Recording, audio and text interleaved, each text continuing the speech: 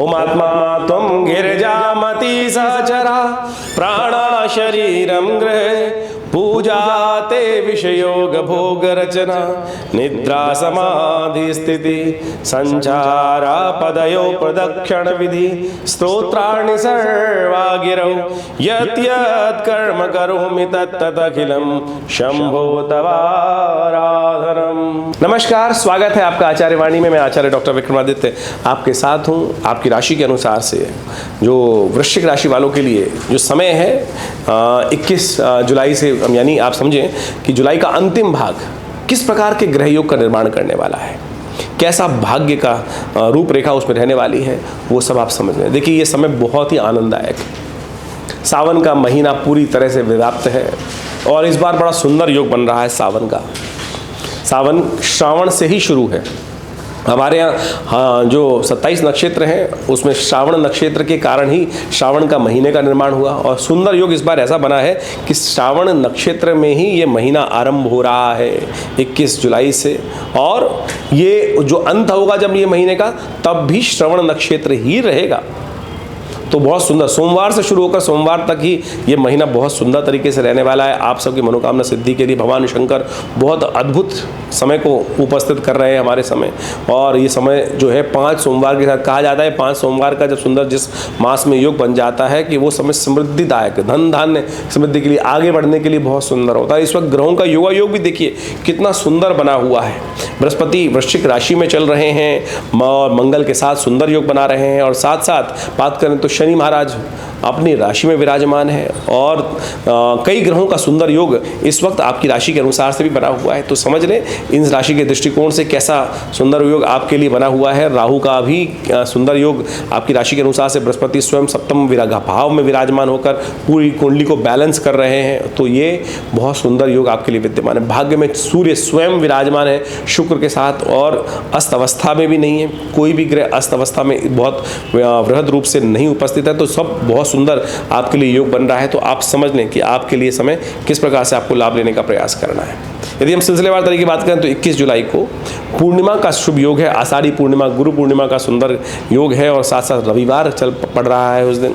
मकर राशि में चंद्रमा का सुंदर पदार्पण है और आपकी राशि के अनुसार से बताते हैं कि इस समय ग्रह योग आपके लिए ऐसे हैं कि यदि आप भगवान शिव की आराधना करें तो बहुत सारे आपकी कुंडली के हिसाब से रास्ता बनता दिखाई देगा। भाग्य साथ देने को तैयार बैठा है, भाग्य साथ देने को जबरदस्त तैयार बैठा है। बस थोड़ा बैलेंस होकर काम करने की ज़रूरत है। बहुत ज़्यादा नेगेटिव, बहुत ज़्यादा पॉजिटिव नहीं, बैलेंस होकर चलने का प्रयास कीजिए। ये समय आपके अनुकूल हो सकता है। सुबह सुबह 7:30 पर मकर राशि में चंद्रमा पदार्पण करेंगे और ये आपके लिए बहुत अच्छा योग बनाएंगे। ऐसे में शिव का सुबह सुबह ध्यान कर भगवान शिव का पूजन करते हुए, गुरु आपका आशीर्वाद लेते हुए, गुरुजन को प्रणाम करते हुए, क्योंकि गुरु पूर्णिमा है उस दिन। कहा था गुरु ब्रह्मा गुरु विष्णु गुरुदेवो महेश्वरा गुरु साक्षात पर ब्रह्म तस्मै श्री गुरुवे नमः। इसलिए कोशिश ये करें गुरु की आराधना। इस संसार में विशेष तौर पर हर व्यक्ति को अपना गुरु बनाना परम आवश्यक है। किसी न किसी व्यक्ति को, किसी न किसी अच्छे व्यक्ति के सानिध्य में अपने आप को डालने का प्रयास करें, उनकी दीक्षा में चलने का प्रयास करें, उनकी शरणागति में चलने का प्रयास करें। बिना उसके निवृत्ति नहीं होती है। ये लोग बहुत सारे हैं जो विचित्र कह देते हैं अरे ऐसा कुछ नहीं है, लेकिन आध्यात्मिक संसार के अंदर इसको बहुत महत्व दिया जाता है। इसलिए व्यास पूजा इस दिन की जाती है। वैसे तो कहा जाता है कृष्णम वंदे जगत गुरु, भगवान को ही गुरु मान लें, माता पिता को गुरु मान लें। आपके गुरुजन किसी न किसी से आपने स्कूल में क्वालिफिकेशन भी ली होगी, वो भी तो आपके गुरु हैं। तो आप जिसकी शरणागति प्राप्त कर लें, वो शरणागति आपको लेनी है। इसमें ये कतई बिल्कुल नहीं है कि गुरु कल्याण करते हैं, आपकी शरणागति कार्य करती है। तो इस बात को सिद्धांत समझते हुए ग्रह अच्छे बने हुए हैं। इस दिन विशेष तौर पर शिव की आराधना करके 2-3 दिन आपके लिए बहुत सुंदर ग्रह योग दिखाई दे रहे हैं। बात कर लेते हैं 22 जुलाई की। 22 जुलाई से वो महीना आरंभ हो रहा है जिसके बारे में हमने कार्यक्रम के आरंभ में बताया। सावन का महीना, सोमवार का अवसर, प्रतिपदा तिथि, और जैसा हमने कहा कि श्रावण नक्षत्र से सोमवार के शुभ योग से महीना आरंभ होकर ये सोमवार और श्रावण नक्षत्र से ही खत्म होता दिखाई दे रहा है। तो ये ओवरऑल बहुत अच्छा समय रहेगा आपकी राशि के अनुसार से। आपके ग्रह इस वक्त आपकी राशि में बड़े सुंदर बने हुए हैं, लेकिन एक बात ध्यान रखिएगा, जो भी कार्य कर रहे हैं उसको अच्छे से एनालाइज करके करने की ज़रूरत है। इस कुंडली में इस वक्त आपकी राशि के अनुसार से ऐसे योग भी बने हुए हैं कि सर मुंडाते ही ओले पड़ सकते हैं, अननेसेसरी के झगड़ों में आप फंस सकते हैं। ऐसे में उन झगड़ों को शांत करने के लिए आपको अपने मस्तिष्क को शांत रखने का प्रयास करना चाहिए। सोमवार का अवसर है, श्रावण नक्षत्र विद्यमान है, तो ये काम काम सबसे सुंदर आपके लिए दिखाई देता है। शुद्ध गंगा जल लेकर भगवान शंकर का चांदी के बर्तन से अभिषेक करने का प्रयास करें और भगवान शंकर के चरणामृत को आशीर्वाद स्वरूप थोड़ा ग्रहण भी करने का प्रयास करें तो आपके लिए बहुत अच्छा रहेगा।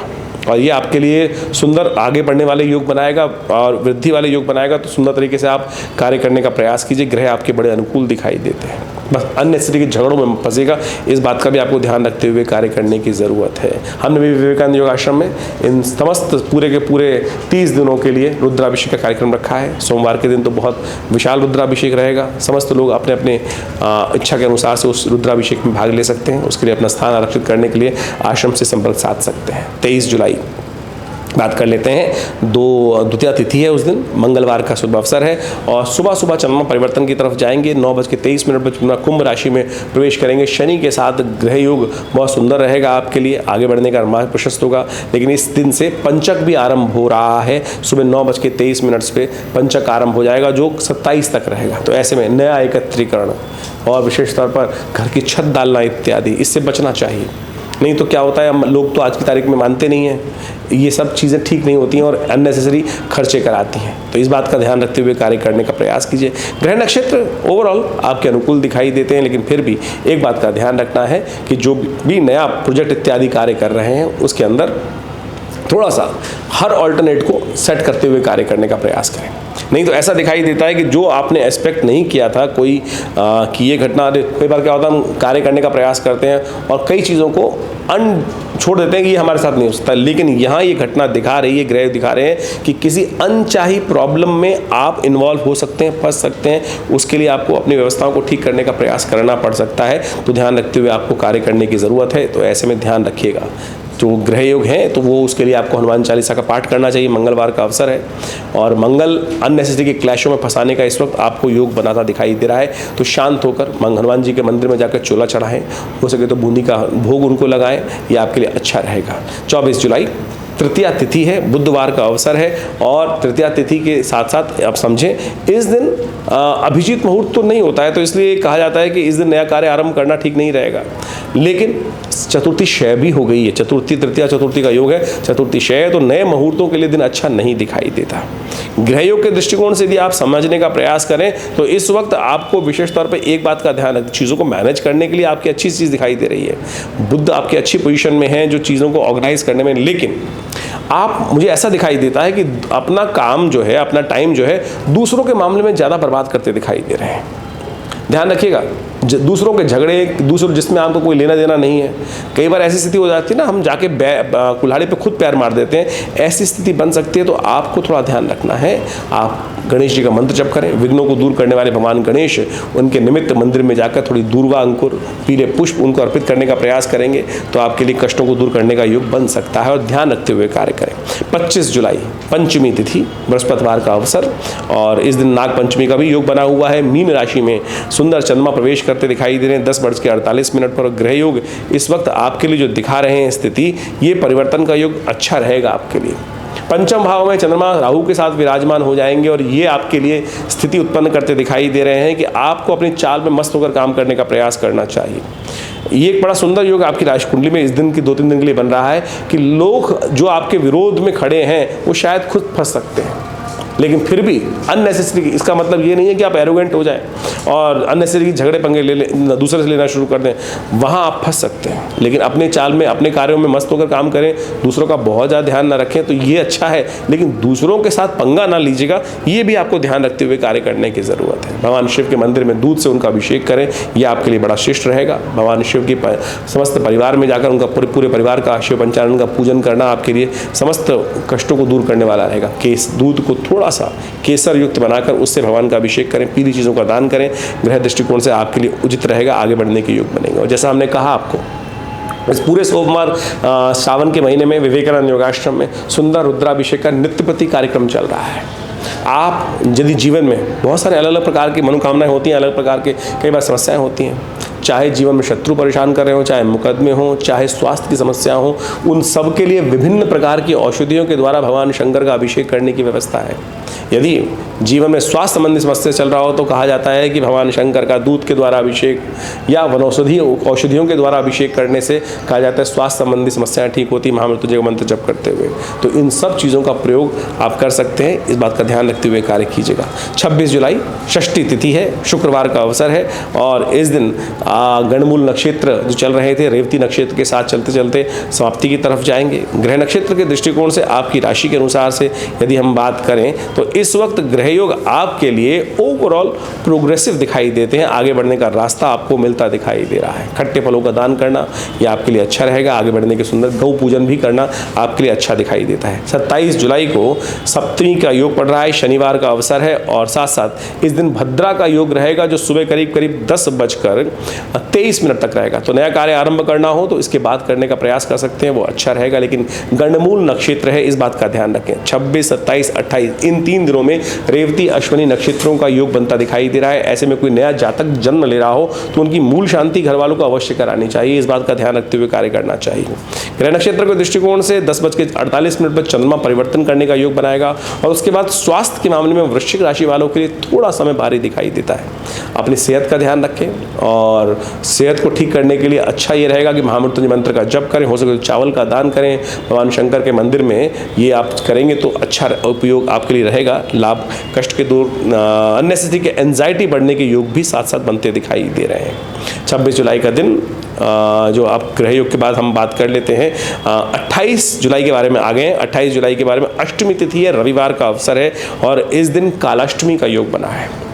अष्टमी और साथ साथ श्रावण मास के कृष्ण पक्ष की कालाष्टमी जो होती है भगवान शंकर का विशेष पूजन करने का अवसर होता है। ज्योतिष के दृष्टिकोण से, अध्यात्म के दृष्टिकोण से कहा जाता है कि अष्टमी के दिन ही भगवान शंकर की शिवलिंग के रूप में पूजा करना आरंभ हुआ और इस कालाष्टमी के दिन शिव का प्रादुर्भाव भी माना जाता है।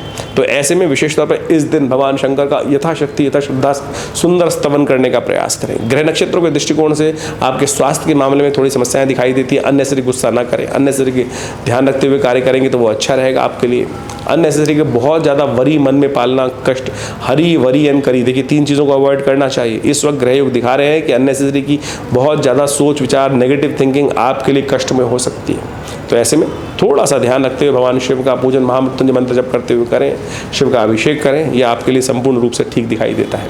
29 जुलाई नवमी तिथि रहेगी, सोमवार का अवसर आ गया है। चंद्रमा वृषभ राशि में उच्च राशि में प्रवेश करने के योग बनाएंगे, ये आपके लिए ओवरऑल नई एनर्जी को बूस्ट करने वाला रहेगा। सुबह से ज़्यादा शाम आपके लिए बहुत अच्छी दिखाई देती है, तो सुबह सुबह भगवान शिव का ध्यान करते हुए उनका दूध से अभिषेक करें। आपकी राशि में वृषभ में चंद्रमा उच्च राशि सप्तम सम्मुख चंद्रमा वृश्चिक के सामने द्वितीय जो राशि दूसरी राशि होती है जिसको वृषभ राशि कहा जाता है, वहाँ चंद्रमा प्रवेश कर रहे हैं और बहुत सुंदर आपके लिए दूसरा सोमवार भी पड़ रहा है।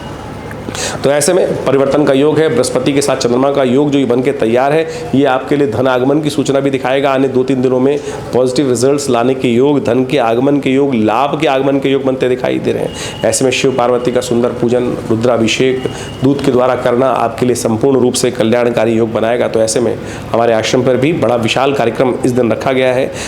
सावन के दूसरे सोमवार पर विशाल रुद्राभिषेक रहेगा। वैसे तो हमने आपको कहा नित्य प्रति कार्यक्रम है, लेकिन सोमवार के सोमवार जो 5 सोमवार इस बार पढ़ेंगे उनमें विशेष मनोकामनाओं की सिद्धि के लिए कार्यक्रम रखा गया है, आप भी उसमें सम्मिलित हो सकते हैं। 30 जुलाई मंगलवार का अवसर, विशेष तौर पर जो ग्रह योग दिखा रहे हैं, दशमी तिथि है और ग्रह योग के दृष्टिकोण से आपकी राशि के अनुसार से नई एनर्जी के साथ आपके ग्रह उदय होते दिखाई दे रहे हैं। ये सूर्य उदय होकर आपके लिए बहुत अच्छा योग बनाता दिखाई दे रहा है।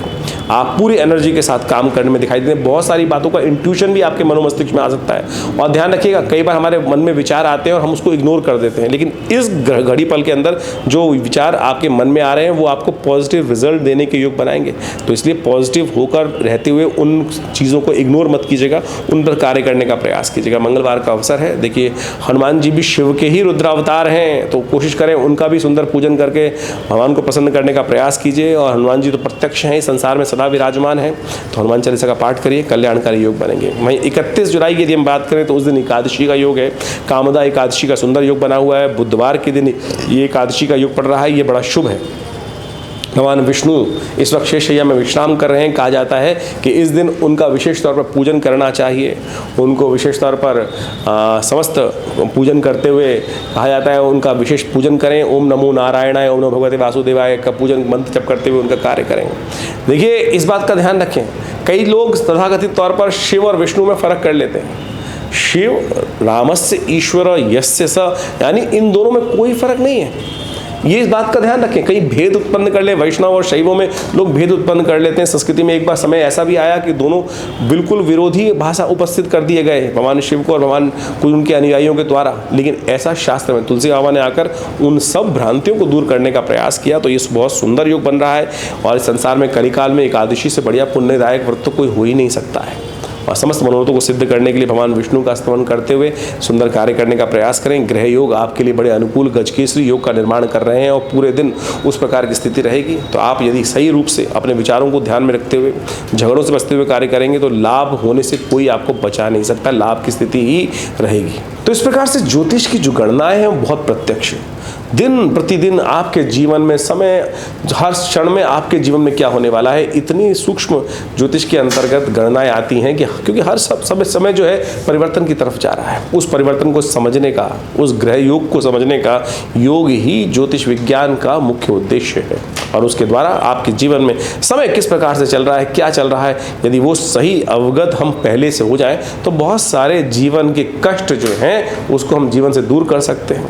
ये तो ज्योतिष की काल गणना का एक सुंदर उदाहरण आपके समक्ष बताते रहते हैं हम। इसके साथ साथ आपकी मूल जन्म पत्री में ग्रह योग किस प्रकार के हैं, उनमें किस प्रकार के योगा योग पड़े हुए हैं। देखिए, ऐसा समझें कि अब गोचर में तो सब पूरे विश्व को हमने 12 भागों में बांटकर उनकी जन्मपत्री ग्रह ज्योतिष के अनुसार समझने का प्रयास किया, लेकिन व्यक्ति की अपनी जन्मपत्री में कौन से राजयोग हैं, कौन से दरिद्र योग हैं, कौन से कष्ट के योग हैं, कौन सी दशाएं चल रही हैं, कौन सी अंतर्दशाएं चल रही हैं, कौन सी योगिनी दशाएं चल रही हैं, इसके अलावा ग्रहों का बलाबल कितना है।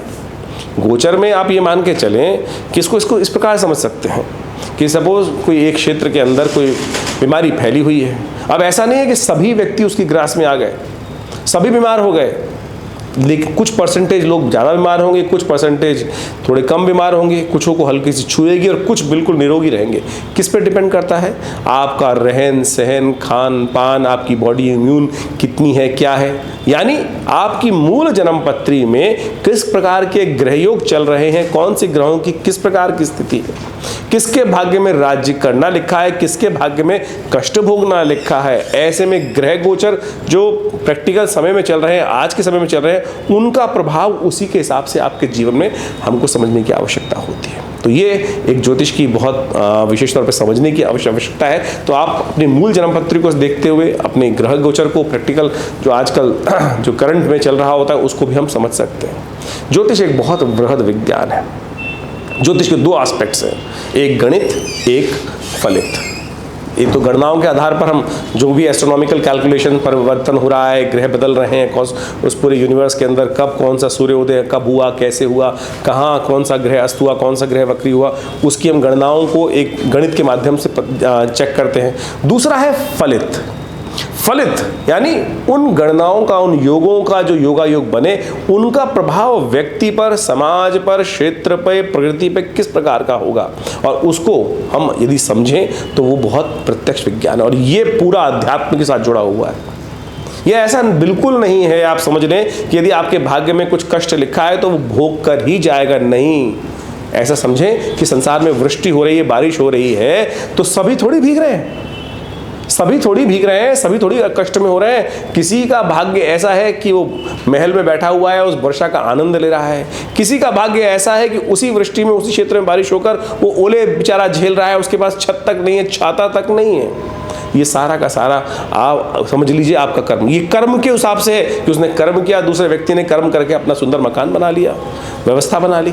तो ये कर्म के द्वारा आप परिस्थितियों को चेंज कर कर दुख को सुख में परिवर्तित कर सकते हैं। हाँ, उसके साथ उल्टा भी हो सकता है।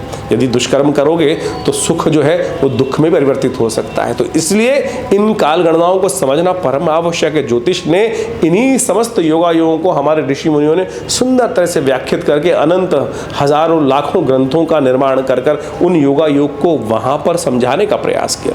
पाराशर, होरा, जैमिन, ये सारे के सारे अनंत जो ग्रंथ हैं, इन सब की गणनाएं हैं बिल्कुल अद्भुत है। कैसे उस ग्रंथ में लिखा हुआ एक छोटा सा योग आपकी कुंडली में जब हम देखते हैं तो बिल्कुल फलीभूत होता है। सेम तरीके से जो वहाँ लिखा गया कि इसके जीवन में इस प्रकार की स्थिति बनेगी, और वही जब देखते हैं सूत्र लगाकर तो बिल्कुल प्रत्यक्ष बैठता है।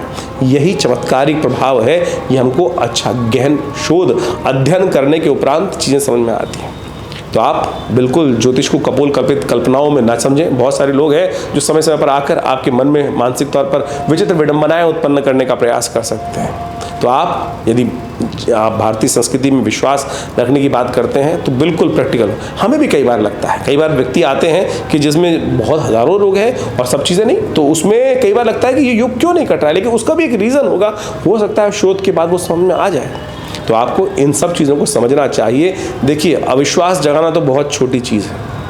किसी भी चीज़ को अगर आपका विश्वास है, बोलो नहीं मैं विश्वास नहीं करता, मेरे करने ना करने से, आपके करने ना करने से वो सिद्धांत नहीं बदलते। ज्योतिष एक प्रत्यक्ष विज्ञान है और हमने इसको बहुत शोध कर कर देखा, और जब हम प्रेडिक्शन करके बताते हैं लोगों को, उस वक्त तो व्यक्ति को लगता है, मैंने बहुत बार अनुभव किया। बाल्यकाल से ज्योतिष के अंदर बहुत पिताजी के साथ रहते रहते बहुत अध्ययन, बाल्यकाल से ही 5 वर्ष की आयु से ही ज्योतिष में इंटरेस्ट जगाया पिताजी ने। साथ में जोड़कर बैठ के ज्योतिष को पढ़ना, सीखना, समझना, बताना सब सिखाया। और जब हम वो बोल देते थे तो क्या होता था, वो बाद में पता चलता था कि लोग उस वक्त तो कई बार रुष्ट होकर चले जाते थे, अरे क्या फालतू डराने की बात कर रहे हो। 5 साल बाद आएगा व्यक्ति, 10 साल बाद आएगा। एक व्यक्ति तो ऐसे थे, मेरे पास जन्मपत्री दिखाने के लिए आए और हमने जो बताया कि अरे चले गए रुष्ट होकर। बाद में 1 साल बाद आए, बोले हाथ पकड़ के रोका क्यों नहीं था, हाथ पकड़ के रोका क्यों नहीं था कि महाराज ये मत करो। क्या जब समझाने की कोशिश करूं तो समझते हैं व्यक्ति। तो आप समझें, ज्योतिष बिल्कुल प्रत्यक्ष विज्ञान है और इस बात को हमको समझना चाहिए। मैंने एक बार नहीं हजारों बार इस प्रकार का अनुभव किया है कि व्यक्ति के जन्म कुंडली में बिल्कुल प्रत्यक्ष योग है और वो बताया, और व्यक्ति नहीं समझ में आती। कई बार जो समझ जाते हैं वो अरे न्यारे करवा लेते हैं, बच जाते हैं, कष्टों से निवृत्ति के योग बना लेते हैं। तो इसलिए विश्वास करें। मंत्र विज्ञान, यज्ञ विज्ञान, मंत्र जप, जितने भी शास्त्र में उपाय बताए गए हैं औषध विज्ञान के माध्यम से, वो सब के सब प्रत्यक्ष चमत्कारिक काम करते हैं।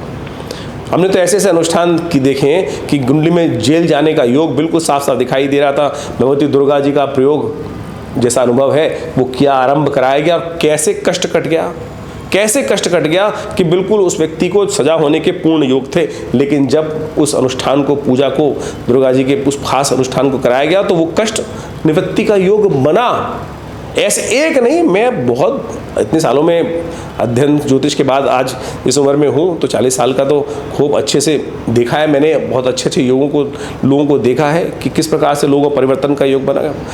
50 साल की आयु हो रही है तो बहुत चीज़ों को शोध कर कर समझने का प्रयास किया। तो आप इन जनरल लोगों की बातों में, सो कॉल्ड लर्नेड लोग जो हैं, आज आपके मन में विचित्र विडंबनाएं भारतीय संस्कृति के समक्ष में रखने का प्रयास करते हैं। बहुत सारे लोग होते हैं। तो आप इस बात को हटा दीजिए, आप अपना लाभ लीजिए ज्योतिष विज्ञान के माध्यम से। और हमारा विवेकानंद योगाश्रम इन सब संबंधों में बहुत अद्भुत प्रकार से कार्य कर रहा है, बहुत सारे क्षेत्र में कार्य कर रहा है, चाहे वो मंत्र विज्ञान है, चाहे वो यज्ञ विज्ञान है, चाहे वो योग है, चाहे वो आयुर्वेद है। इस संस्थान के द्वारा पिछले करीब 60-70 सालों में बहुत सुंदर प्रकार से रिसर्च ओरिएंटेड ऑर्गेनाइजेशन के तौर पर कार्य किया गया है।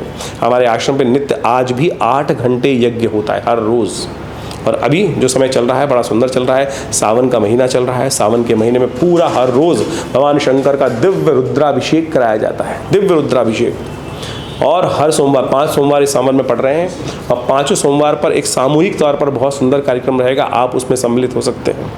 और भगवान शंकर का बड़ा विशाल श्री विग्रह जैसे सौराष्ट्र में है वो विद्यमान है, और उनका रुद्राष्टाध्यायी के द्वारा नित्य प्रति अभिषेक चलेगा, जो मनोकामनाओं की सिद्धि करने में अद्भुत है, कष्टों को दूर करने में अद्भुत चमत्कारिक रूप उपस्थित करता है। भगवान शंकर भोलेनाथ हैं। देखिए, इस वक्त समस्त संसार की जो विशेष तौर पर कार्य है, भार है, कार्यभार, वो भगवान शंभू के हाथ में, क्योंकि देवशयनी एकादशी हो चुकी है। भगवान शंभू समस्त कार्य को सुंदर तरीके से करते हैं, और भोलेनाथ तो बड़े सुंदर तरीके से इजीली प्रसन्न हो जाते हैं। सबके आराध्य हैं। जो परित्यक्त भी हैं वो भी भगवान भोलेनाथ की शरण में जाकर अपनी मनोकामना सिद्धि का योग बना सकते हैं। तो आप आनंद भाव से हमारे साथ जुड़कर, आश्रम से जुड़कर बहुत सारे लाभ ले सकते हैं। हर रविवार को बड़ा कार्यक्रम होता है सुबह 8 से 10 बजे तक।